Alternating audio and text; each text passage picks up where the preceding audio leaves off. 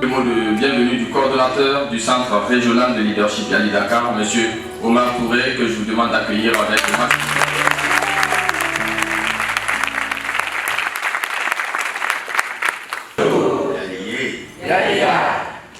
Un jour, on est ensemble. Yali for peace.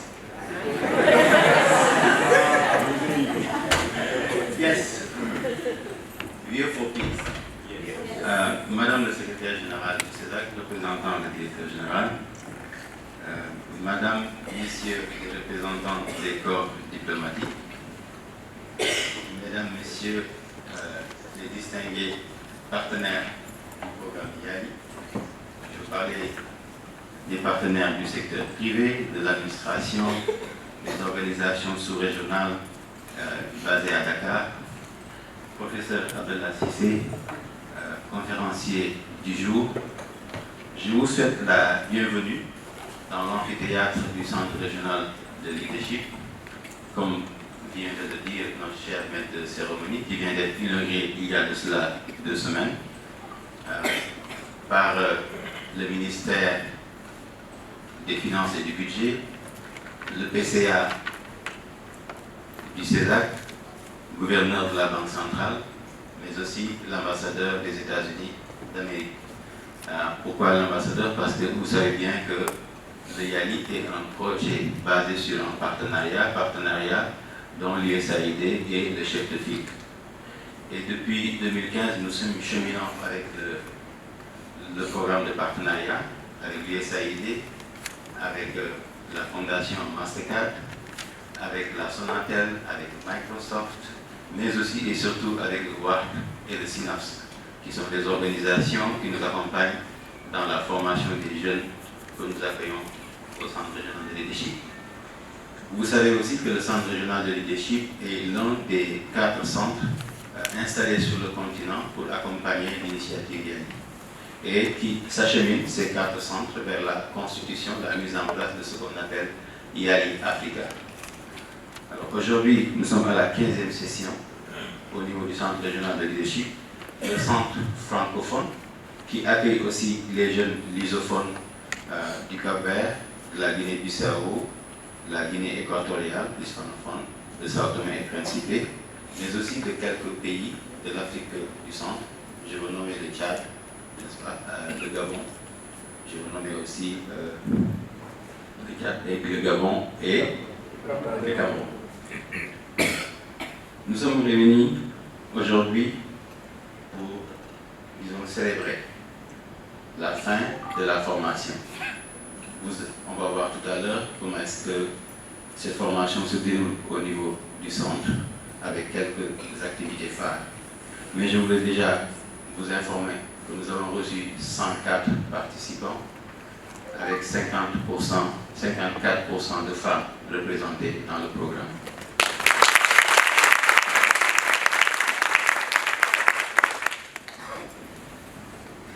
Nos participants nous viennent d'horizons divers. Ils sont, si vous voulez, de façon académique, dans les rangs les plus formés, parce que nous avons des docteurs dans notre programme, qui sont aussi enseignants dans d'autres universités, mais nous avons aussi des jeunes, peut-être qui n'ont pas ces diplômes académiques, mais qui sont des leaders dans leur domaine d'intervention, dans l'entrepreneuriat, dans les organisations de la société civile ou alors dans l'administration publique. Et les secteurs d'activité dans lesquels ils travaillent sont aussi divers. L'éducation, la santé, l'environnement, tous les secteurs, n'est-ce pas, qui concernent la vie quotidienne des populations africaines. Donc c'est ce groupe-là qui s'est réuni après avoir fait 2 semaines de formation en ligne. Ils sont venus à Dakar pour terminer 3 semaines de cette formation présentielle. Et donc, nous avons voulu marquer solennellement cette étape de clôture. Et pour marquer aussi cet événement, nous avons voulu inviter le professeur Abdallah Sissé, ici présent, pour nous gratifier, disons, d'une intervention, échanger avec vous sur la thématique majeure qui nous anime, le développement du continent.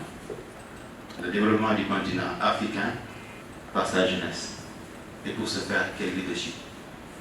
Alors, le professeur Abdallah Cissé était déjà venu au CRL Yali Dakar lors de sa première session.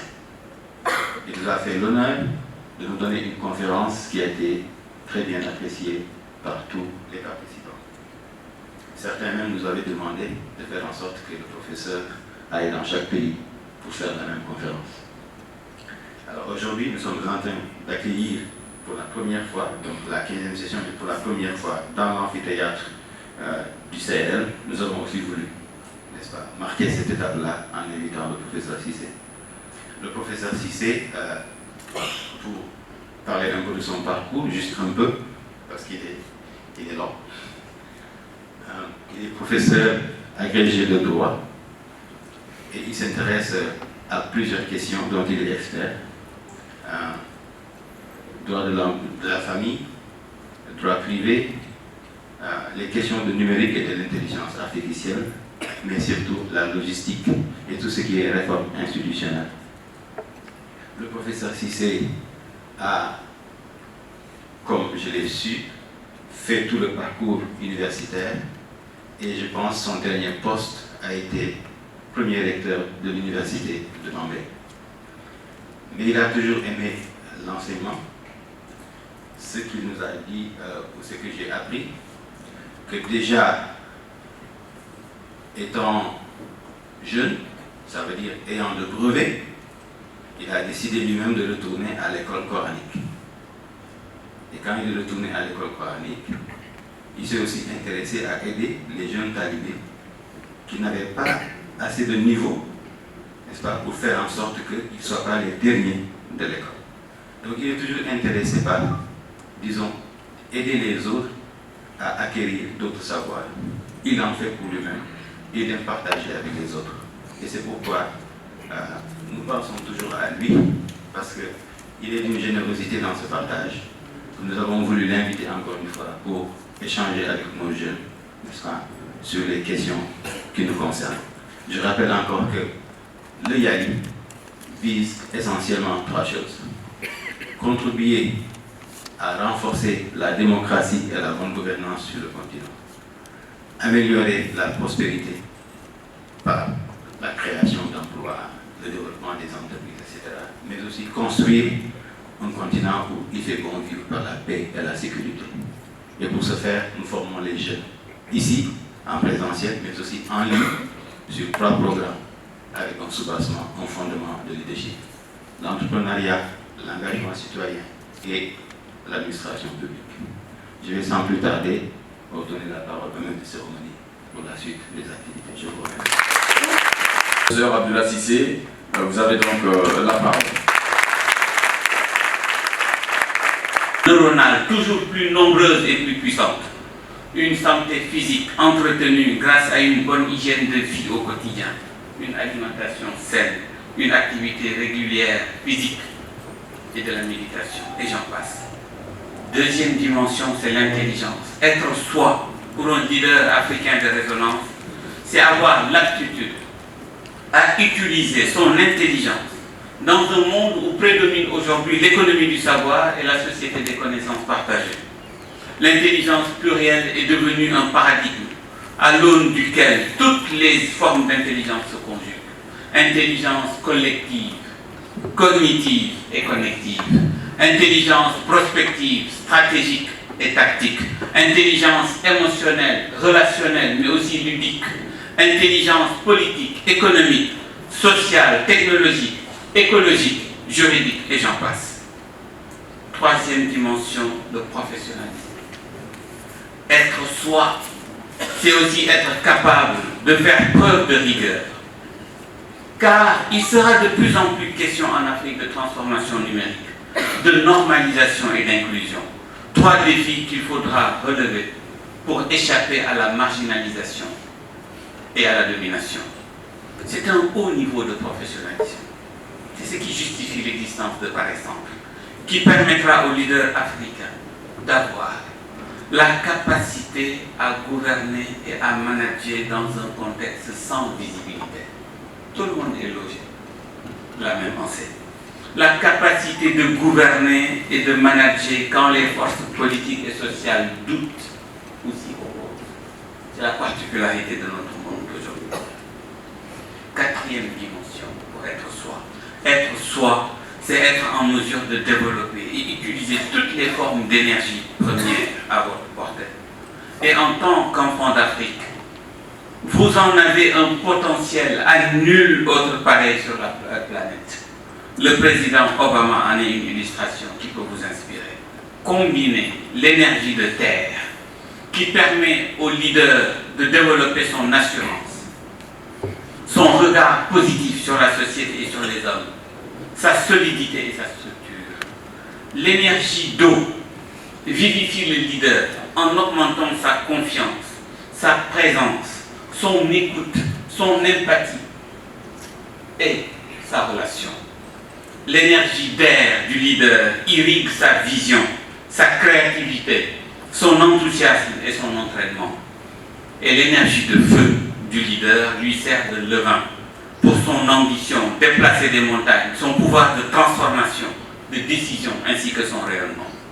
Cinquième et dernière dimension, la communication positive. Si vous êtes prêts, ne vous laissez pas distraire par les discours pessimistes. Ayez foi en vous-même et avancez. Un leader de résonance doit apprendre à mobiliser autour de l'essentiel, grâce à une communication positive. Dans cette perspective, le leader africain devra œuvrer pour créer un environnement positif et une forte stimulation positive autour de lui. C'est ainsi qu'il pourra contribuer efficacement à la déconstruction, reconstruction de l'imaginaire africain et relever, comme l'y invitait le regretté Joseph Kizerbo, le double défi de la jeunesse africaine. Inventer une nouvelle version de l'africanité et inventer une version africaine positive de la civilisation contemporaine. Vous avez entendu? Inventer une nouvelle version de l'africanité et inventer une version africaine positive de la civilisation contemporaine. Vous êtes prêts? Oui. Partez. Partir pour aller où? Être prêt, c'est être soi. Partir, c'est pour devenir soi-même. Devenir soi. Devenir soi, chers amis, c'est incarner le rôle qui nous est dévolu sur Terre en général et sur la Terre d'Afrique en particulier. Devenir soi, c'est jouer sa partition dans le grand théâtre de l'univers.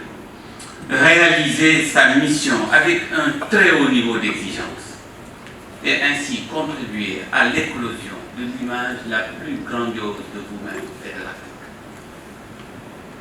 Encore 5 dimensions dans cette phase pour prendre le départ et s'envoler sur le chemin du développement de l'Afrique. Anticipation. La démarche prospective doit être érigée en impératif catégorique pour les jeunes leaders. Apprendre à se projeter dans le long terme, anticiper, adopter l'attitude prospective. Votre passion d'Afrique doit faire rêver. Et le rêve d'Afrique doit s'incarner dans une vision prospective pertinente. Sur votre chemin, il faudra vous souvenir que vos ancêtres ont été les premiers à savoir que celui qui dirige le monde est toujours celui qui voit le plus loin, le plus large, le plus profond, qui prend des risques et qui pense toujours à l'homme. J'ai paraphrasé Gaston Berger. Quelle est votre vision? Pour prendre un exemple, quelle est votre vision de l'Afrique en 2060, à la célébration du centenaire de nos indépendances? Quelle est votre vision de l'Afrique en 2100, lorsque sa population dépassera les 4 milliards d'habitants? C'est la vision prospective qui vous permettra de fixer des objectifs clairs, centrés sur vos idéaux. Deuxième dimension, la résonance. Pour devenir soi et y entraîner vos frères et sœurs d'Afrique, il vous faudra diffuser beaucoup d'ondes positives autour de vous pour contribuer à la reconstitution de l'estime de soi qui a été gravement atteinte, c'est-à-dire reconstruire l'amour de soi en tant qu'Africain, reconstruire l'image de soi en tant qu'Africain, reconstruire la confiance en soi en tant qu'Africain. Il vous faudra vous armer de beaucoup de bienveillance et vous abstenir de juger vos semblables. Vous y parviendrez facilement si vous vous rappelez simplement que les cicatrices que j'évoquais aujourd'hui, tout à l'heure, et qu'ils traînent, ils ne les ont pas choisies. C'est avec l'énergie de l'amour que l'on développe une nation. C'est avec l'énergie de l'amour que l'on entraîne ses semblables sur la voie du développement, du bien-être et du bonheur. Troisième dimension, la disruption.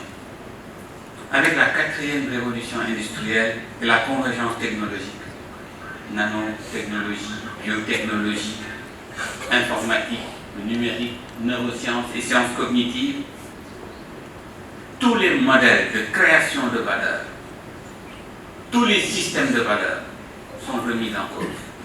C'est ce qu'exprime aujourd'hui, avec un certain euphémisme, ce que l'on appelle la disruption. Pour engager une transformation majeure des environnements et des comportements, le leader d'aujourd'hui doit avoir la capacité de disrupter, de créer des transformations très innovantes en sortant des sentiers battus, s'il ne veut pas être disrupté lui-même.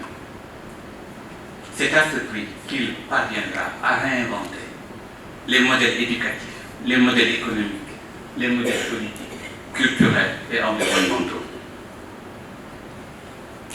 Une autre dimension éthique.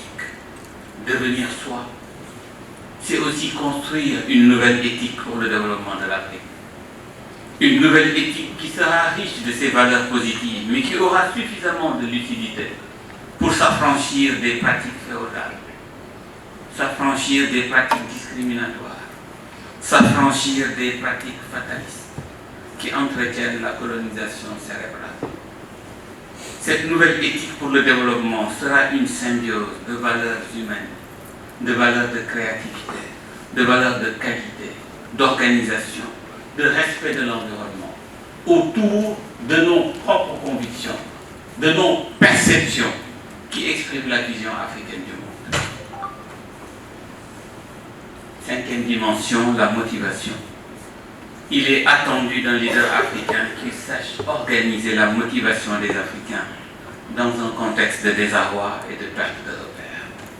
Il doit savoir écouter les sources de motivation et de démotivation en Afrique et savoir donner du challenge aux Africains, les faire rêver.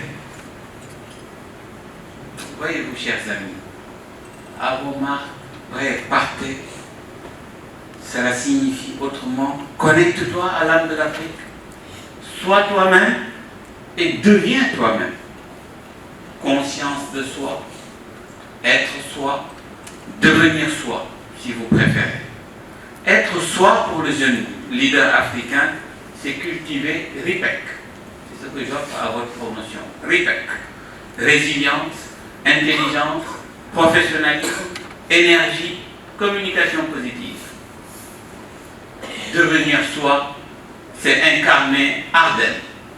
Anticipation, résonance, disruption, éthique et motivation. Vous avez vu le chemin que vous avez parcouru jusqu'à cette seconde. Et vous voyez ce qu'il vous reste à parcourir. À présent, vous voyez ce qu'il vous reste. Entraînez-vous sérieusement. Engagez-vous sérieusement, car l'heure de vous-même a sonné. Vous avez été très aimable. Je vous remercie.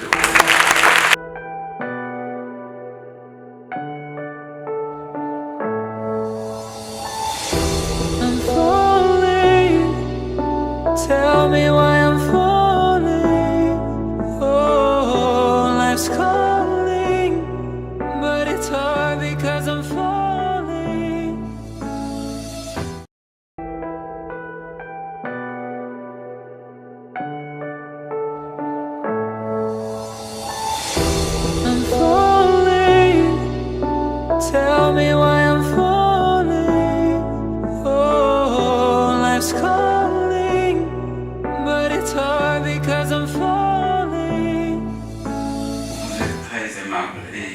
remercie très sincèrement pour vos encouragements.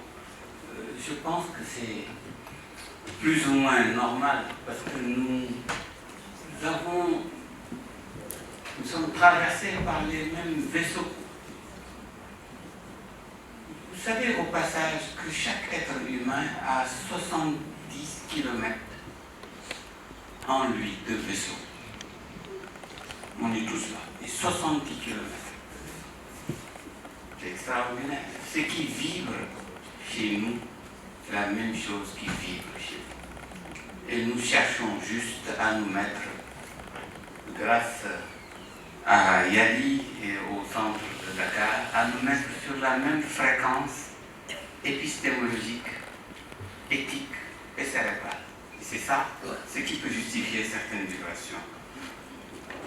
Les technologies nous permettent de partager tout ça. Peut-être à l'occasion d'une prochaine conférence ici à Yali, on connecte tous les États, c'est tout. Et on suit la conférence en live. Les réseaux sociaux nous le permettent aujourd'hui. Ça peut permettre d'éviter ou de rationaliser, parlons positivement, de rationaliser. Mais ce serait avec plaisir que je me rendrai partout. Je connais bien le Cameroun, je me suis rendu plusieurs fois. Moi, je voudrais juste dire 3 mots pour résumer et répondre. C'est l'importance de la formation. Il faut se former. Il ne faut pas considérer les diplômes que l'on obtient comme des fins en soi. Les vraies formations que l'on fait ne sont pas diplômes. Parce que celui qui est conscient, il va se former parce que maintenant il veut comprendre. Il y en a beaucoup. Mais en tant qu'Africain, il faut qu'on soit conscient d'une chose. Vous allez prendre l'engagement de vous former, il vous faut acquérir des compétences. Mais ces compétences ne sont pas transférées par les pays dits développés. Il y a 3 niveaux dans la transmission. On peut transmettre des connaissances, transmettre une méthodologie, transmettre des outils. Souvent, on nous transmet des connaissances. Quand quelqu'un vous transmet des connaissances, il vous met l'eau à la bouche. Vous lui dites, mais comment je vais faire? Il va vous dire, ça c'est un niveau supérieur. Je peux vous apprendre à cuisiner. Mais imaginez qu'on vous apprenne à cuisiner et que vous ne savez pas, vous ne pouvez pas acquérir une cuisine. À quoi ça vous sert? Il faut toujours vous inscrire là où vous pouvez avoir information, méthode et outils. Mais ce n'est pas fini. Quand vous prenez tout ce savoir-faire, dites pourquoi, à quoi ça va me servir, comment je vais l'exploiter pour l'Afrique, pour les miens. Quand on l'aura compris et fait, on aura accompli un pas extrêmement important. Se former. Deuxièmement, et c'est pour vous répondre en partie, on a besoin de l'autre. Nous sommes des êtres sociaux. Il faut développer le coaching dans le continent. On ne se fait pas accompagner, on ne se fait pas coacher. Et c'est fondamental pour des leaders. Un leader qui ne se fait pas coacher, mais il va à l'aventure. La peur habite tout être humain. Parce que nous avons des peurs héritées, des peurs génétiques. Vous avez beaucoup de nos chefs d'État qui ont la trouille. Beaucoup de présidents, de directeurs généraux de société qui ont une peur bleue, qui ne dorment pas parce qu'ils ont peur. Et personne ne les accompagne. Et quand on agit sous l'emprise de la peur, on commet des dégâts. Donc, développons le coaching. Moi, pour ma part, j'ai eu à le dire à M. Touré, et je reviendrai à mon dernier mot. Se former, se faire coacher. Troisième chose que je partage avec vous comme conseil, c'est se protéger. Se protéger. Le sous-développement, ce n'est rien d'autre que la résultante d'une pénurie de leadership. La richesse la plus importante au monde, c'est la richesse humaine. Les gens l'appellent main-d'œuvre, l'appellent capital. C'est pas vrai, c'est de la richesse humaine. C'est pas le pétrole, c'est pas l'énergie, c'est pas les diamants, c'est pas les pierres précieuses, ce sont les êtres humains qui constituent la principale richesse. Vous voyez, vous ne trouvez pas des diamants qui traînent dans les rues, n'est-ce pas? Parce qu'on considère que c'est précieux. Nous, on ne peut pas nous enfermer, mais on doit avoir le sens de nous protéger. Combien coûte un Africain aujourd'hui sur la Terre? Est-ce que vous savez qu'il y a des indices au plan mondial qui mesurent le coût d'un être humain? Les Américains coûtent des millions de dollars par personne. C'est la raison pour laquelle quand vous tuez un Américain, la terre tremble. Combien coûte un Africain? On s'en moque. On peut en tuer des milliers, personne ne bouge. C'est comme si c'était des mouches qui partaient. Il faut qu'on soit conscient de notre préciosité. Je vais vous partager, amis cadets, un conseil que j'avais reçu de mon père il y a plus de 30 ans. On était jeunes comme vous, fougueux, bouillants, critiquant tout sur nos passages. On ne disait pas que des bêtises, on était plus ou moins conscients, on voulait transformer beaucoup de choses. Un jour, il nous a dit, regardez mes enfants, je vais vous raconter l'histoire de Molol et de Saman. Molol, en Wolof, c'est un petit serpent. Et Saman, c'est un serpent adulte. Il dit, quand on voit un petit serpent qui sort de son trou, qu'est-ce qu'on fait? Allez, levez-vous, un serpent, abattez-le. On le tue. Il dit, c'est ça un jeune leader. Il dit, un serpent qui veut vivre longtemps et impacter, il reste dans le trou jusqu'à devenir adulte. Lorsqu'il sort du trou, il dit, tout le monde prend la poudre d'estampette. On n'a même pas le temps de parler.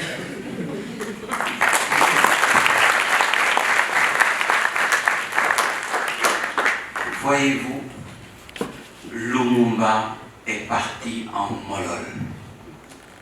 Sankara est parti en Molol. Mandela est un rescapé. Mais lorsqu'il est sorti de prison en Saman, il n'avait plus besoin d'armes pour combattre.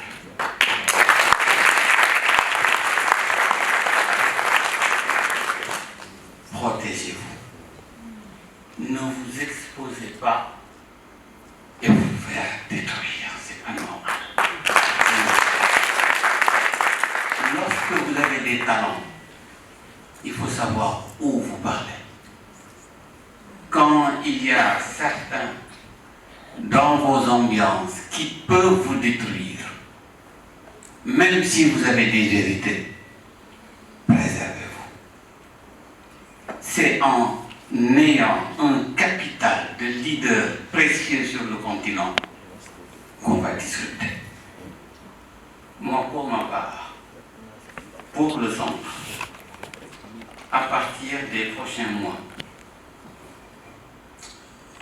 j'animerai, si vous le souhaitez, des cours sur le leadership et le coaching avec l'approche des neurosciences.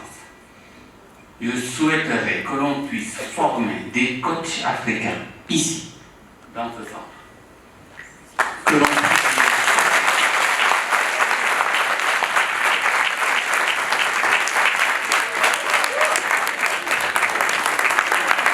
demander à Madame le secrétaire général du CESAC de remettre un petit paquet que nous avons conçu pour le professeur Abdallah. Anniversaire célébré de manière anticipée à l'Uniani. Merci professeur. En réalité, le vrai jour, c'est aujourd'hui. Anniversaire.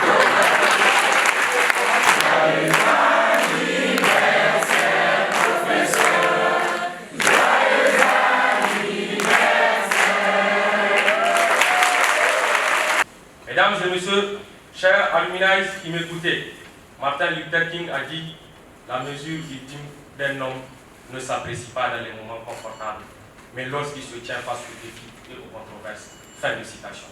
Et vous, comment vous affrontez vos futurs défis? La question nous est posée. Je vous remercie.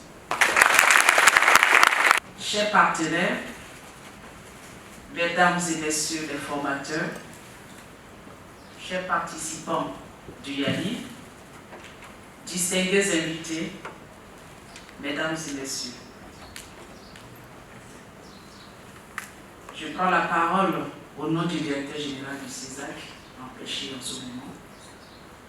Et je voudrais à vous, Excellences, mesdames et messieurs, les représentants des corps diplomatiques et distingués invités, vous dire merci pour vos déplacements. Parce que je pense que l'africanité ne doit pas être un slogan, un vain mot. Et le professeur l'a dit, il faut réécrire une nouvelle histoire de l'Afrique. Il faut réécrire une nouvelle Afrique. Et nous comptons sur vous. Et je le dis souvent, c'est grâce au président Obama que le projet YALI a été créé sur son initiative. Il a fallu un président noir dans un continent des Blancs pour qu'il y ait le YALI. Alors, posez-vous la question de savoir, je suis africain. Qu'est-ce que je vais faire pour l'Afrique? Aujourd'hui, lorsque je vois des jeunes Africains qui vont par masse sur des bateaux, dans la mer, qui meurent, qu'est-ce que je peux faire? Moi, jeune Yalien, qui ai reçu une formation, qu'est-ce que je peux faire? Ce sont des questions que je vous pose. Je pense que chacun de vous va chercher à trouver une solution, à trouver la réponse. C'est sur ces mots que je déclare clos cette cérémonie. Je vous souhaite plein succès dans vos projets et un bon retour auprès de vos familles respectives. Je vous remercie.